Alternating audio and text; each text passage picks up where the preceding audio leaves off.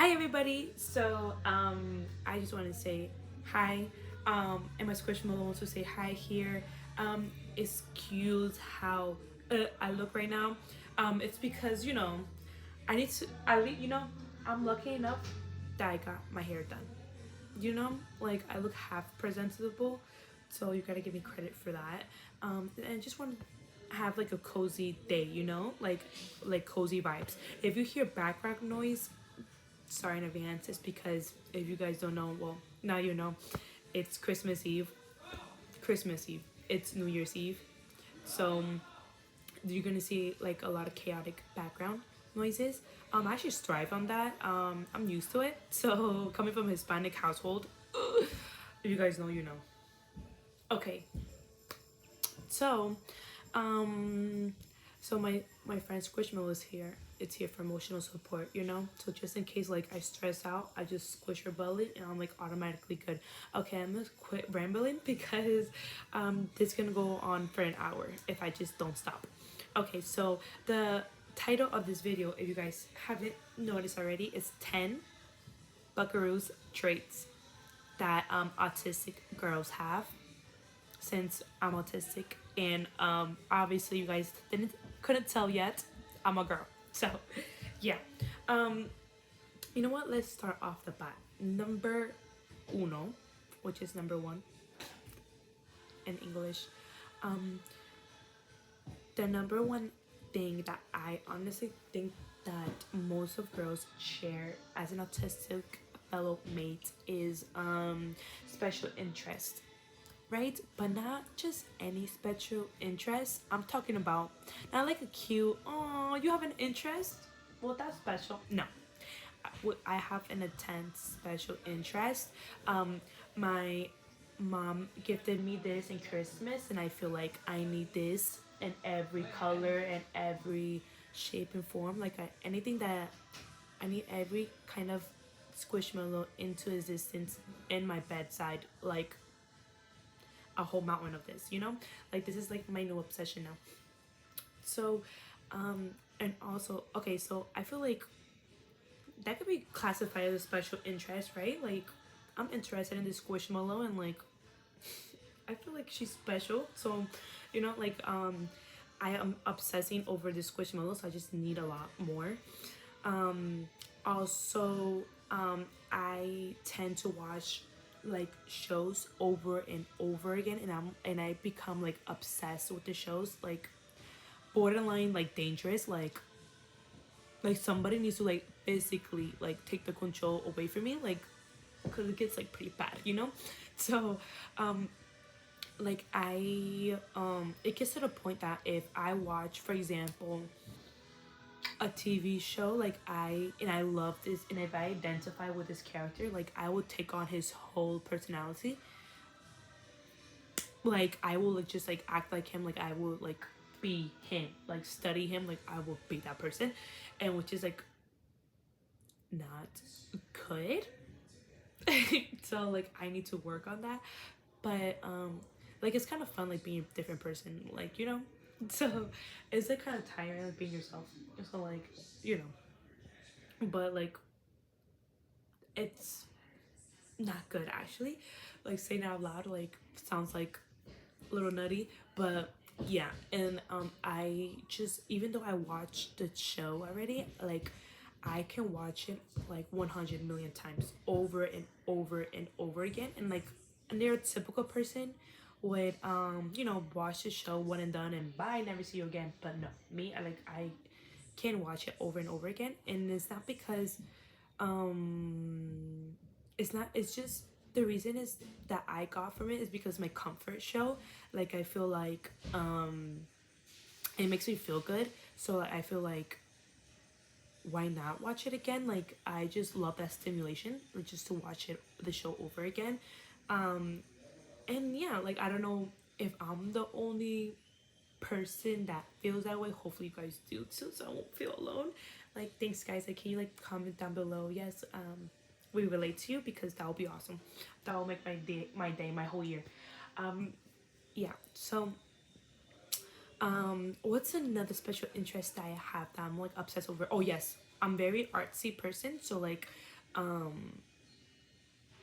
what I will do is I will color, I will doodle and like draw like a lot of stuff. Like that's how I express myself like emotionally. Like I would just draw, like that's like my form of therapy per se. Um that's and I'll like keep drawing, keep drawing, keep drawing, and like that's like I'll be like obsessive over it. And also I don't know if this could be called a special interest, but I collect, don't judge me, okay? I collect tickets and receipts. Oh, my squishmallow. I saved you.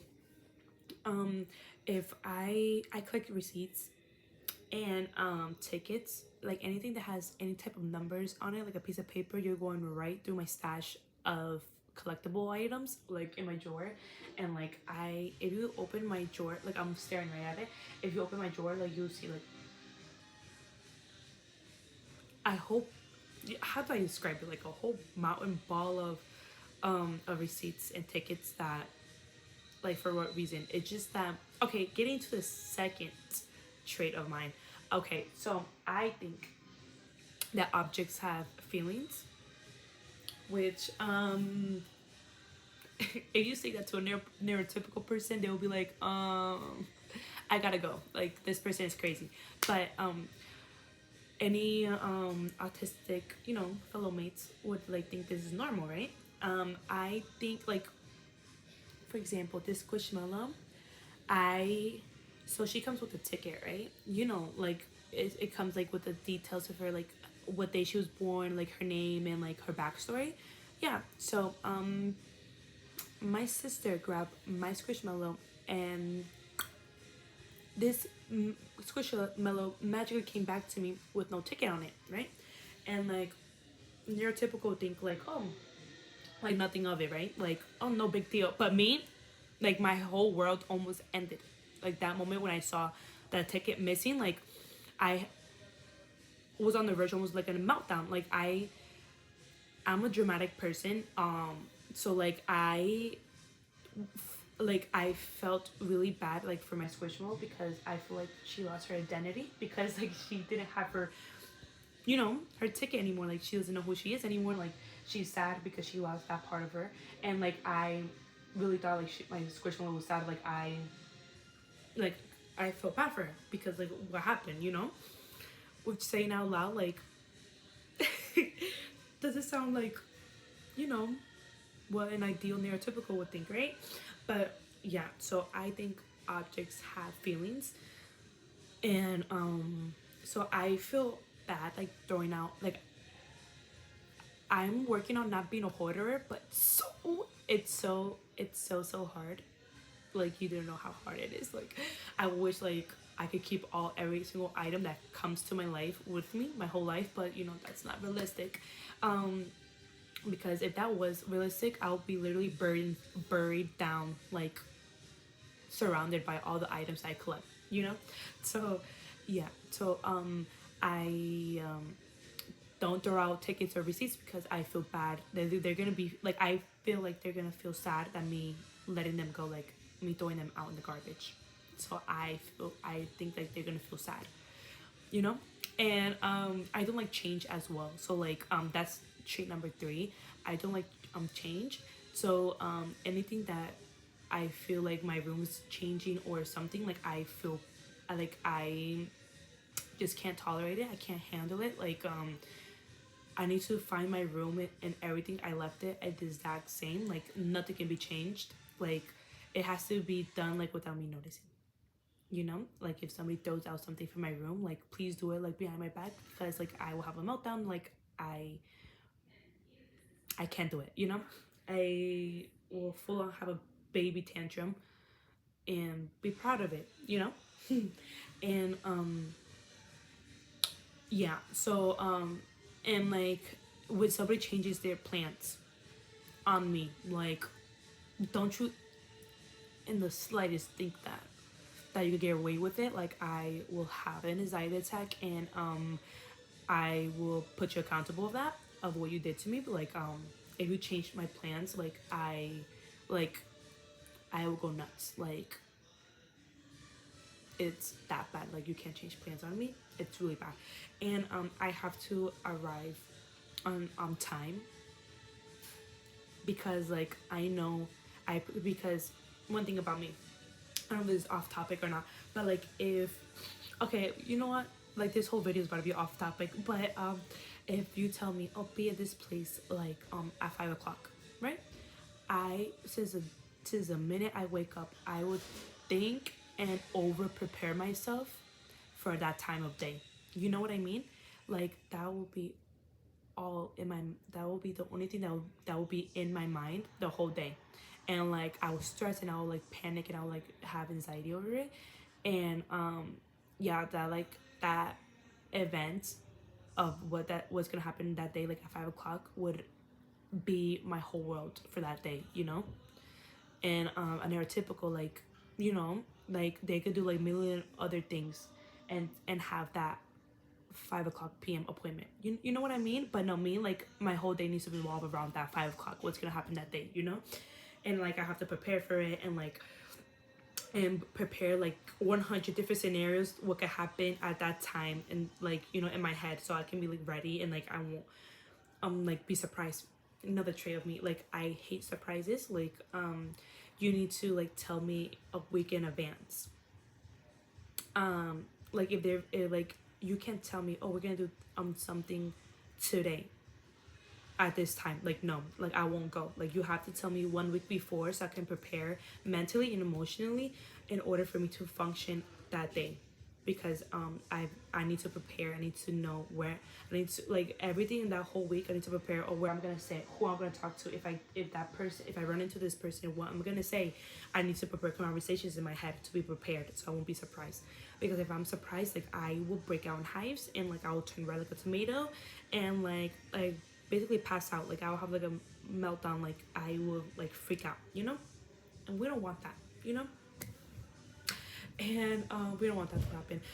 Another trait of mine is that these eyeballs, I can't have eye contact for the life of me. Poor me, when I was like, when I was like in middle school, I was like, you know what, I've noticed that I don't stare at people's eyeballs, you know, longer than 3 seconds, like a normal person would, you know. So I challenged myself one day. I was like, you know what, we're gonna stare into this teacher's soul, into this teacher's eyeballs. I feel bad for this teacher, because he probably felt like awkward, or like weirded out, or like creeped out. I was like, you know what, challenge yourself, Jennifer. Like see if you could like stare at his eyeballs like for like more than 3 seconds. And I was like this. And of course, like, okay, I could, but I was like struggling, and like everything that the teacher was saying, I didn't process it. Like, I can stare at your eyeballs but not listen to the word you're saying, because I'm more focused in staring into your eyeballs, into your soul, instead of what you're saying. So yeah, which I feel like that was like kind of like odd, but I didn't think anything of it. Like,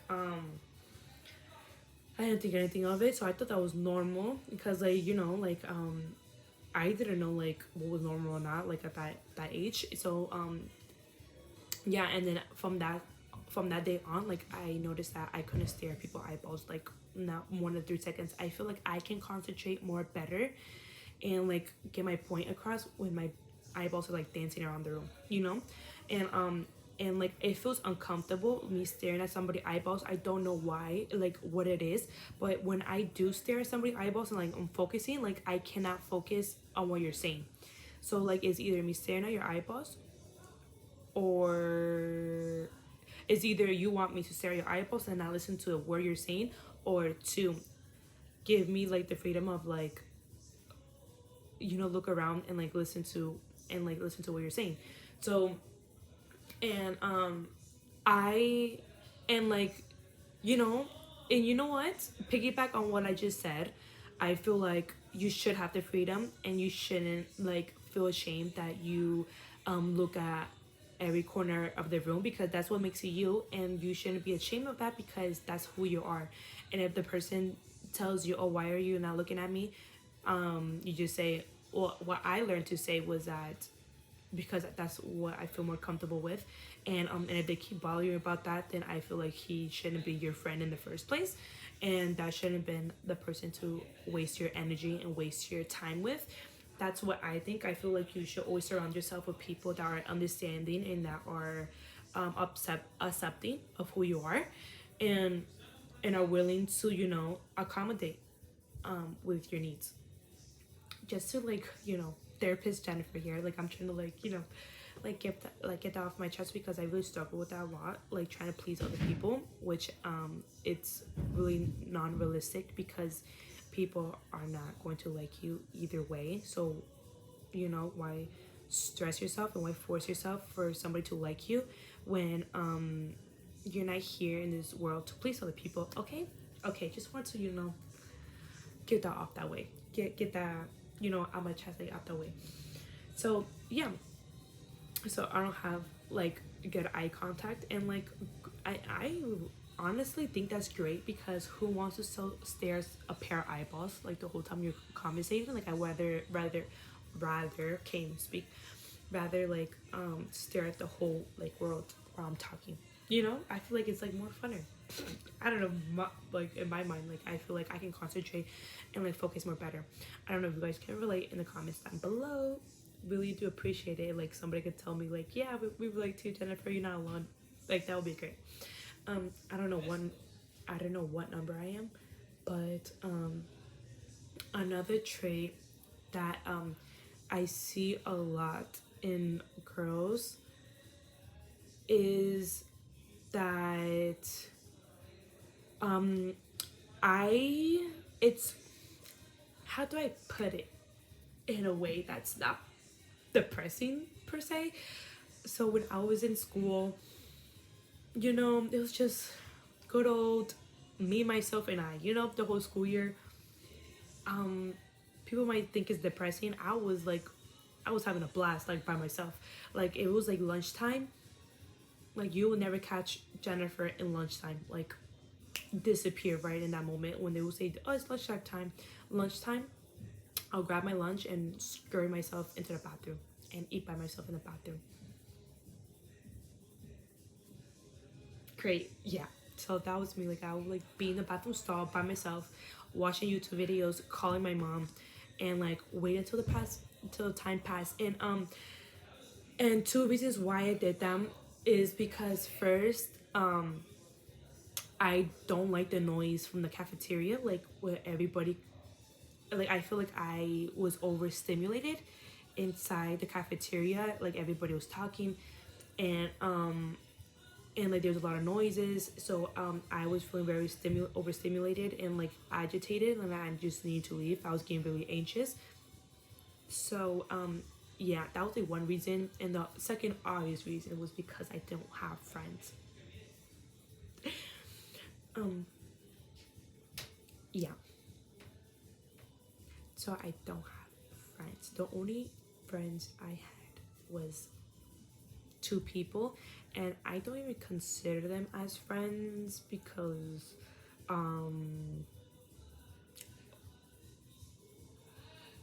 like, I don't know, I just didn't consider as them as friends. And it because whatchamacallit, when I did have those two friends, I realized that I couldn't maintain them. You know what I mean? Like, I don't know how to explain it. Like, I am not a, like, so if, for example, like, I can't maintain friendship.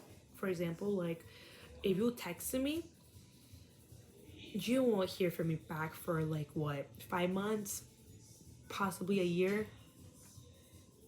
And, like, I would, like, reappear into people's life, like, 5 months later and a year later, be like, "Hi, it's Jennifer again," and, like, fill them in, like, what happened to me those 5 months in that one year, and disappear again, like, poof, like, that's it. And many people didn't understand that. People thought, like, that was weird, and, like, and stuff like that, which I understand, like, from their perspective. For my perspective, like, it's, like, socially draining for me, and, like, mentally draining for me, like, to keep a conversation going for a lot of days. You know what I mean? Like, I need, like, to recharge my social battery.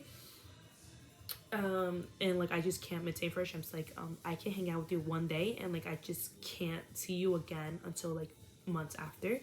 because like I just need to recharge like emotionally and like socially. And that's why I and also another thing like that I noticed is that oh sorry, I'm just looking at my phone. It's like 444. Okay, sorry, I'm gonna start it here.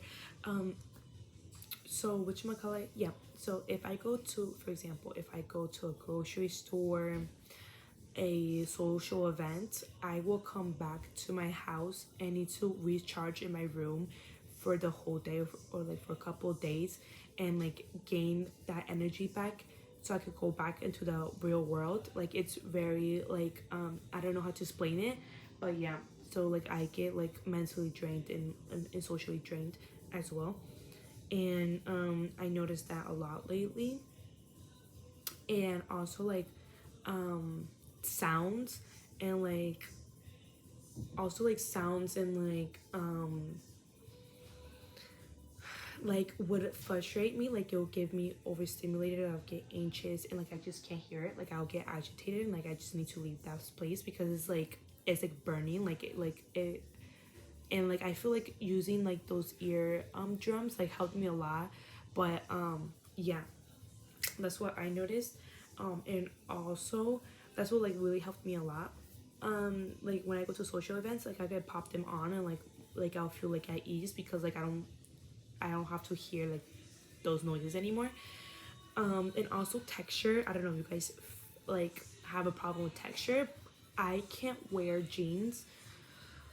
I can't wear certain fabrics of clothing because it feels like somebody is like scratching on my skin and ripping it into shreds.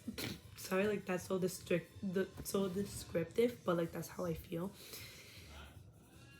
And and it's like really, really, really, really, really, really bad. Like I would think about my pair of jeans where I'm wearing the whole day. Like I can't function, I can't focus when all I can feel is my scratchy jeans on my skin, you know? And also, okay, sorry about that background noise. Okay, and also, okay, let's just like have a pause. Okay, okay, so that screaming is gone, so now we can continue. um I feel like I covered most of it. If you guys want a part two, I can definitely do some. Yeah, so I'm gonna close it out right now before like the background noise like gets chaotic right now. So yeah, I hope you guys have a good year. I hope you guys have a great day. Drop down in the comments below what kind of video you guys want to see from me. You want to see a part two? Like I'm happy to do that in a less chaotic environment, like without a lot of noise.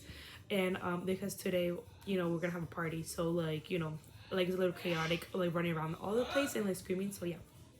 Okay, so bye from me, Squishmallow.